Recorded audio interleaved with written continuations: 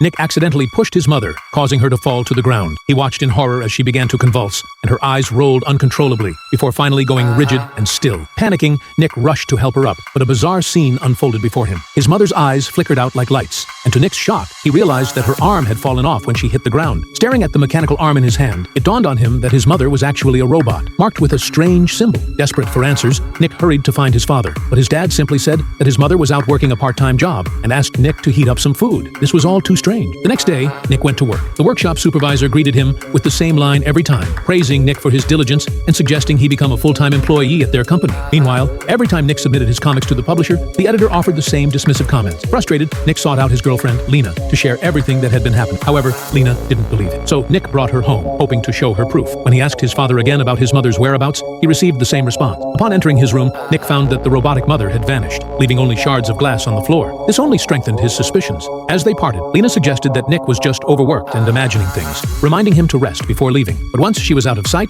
she mysteriously pulled out a manual titled Utopian Supply Company. The following day, Nick returned to the factory, where the supervisor continued to repeat the same phrases. When the supervisor turned to leave, Nick swiftly pushed him to the ground, and to his astonishment, he discovered that everyone around him had turned into robots. Yet, his co-workers showed no reaction to the bizarre scene. At the entrance of his home, Nick happened to encounter a worker leaving. Nick approached, but the car sped off. Inside, he found his missing mother had reappeared, noticing the same symbol on the car that was on his mother's arm. Realizing he needed to uncover the truth, desperate for answers, Nick visited Lena again, but this time she seemed to know more than before. He noticed that her right hand, which had a visible cut the day before, was now completely healed. In a fit of rage, Nick pushed Lena to the ground, and, to his shock, she began to convulse and transformed into a robot as well. Accidentally, Nick stumbled upon the Utopian manual. Following the address in the book, he arrived at an underground facility where a woman was waiting to greet him. She took him on a tour of the company, revealing that everyone who came here lived in an idealized dream, while robots replaced them in the real world. Nick rushed forward, trying to wake his parents, but the woman stopped him and activated a dream created by Modi. In this virtual world, his mother was surrounded by male models, living as a high society lady, while his father had transformed into a superhero. Nick couldn't believe his parents would abandon him for this. He charged toward the sealed chamber, banging on the door and pleading for his parents to wake up. Just then,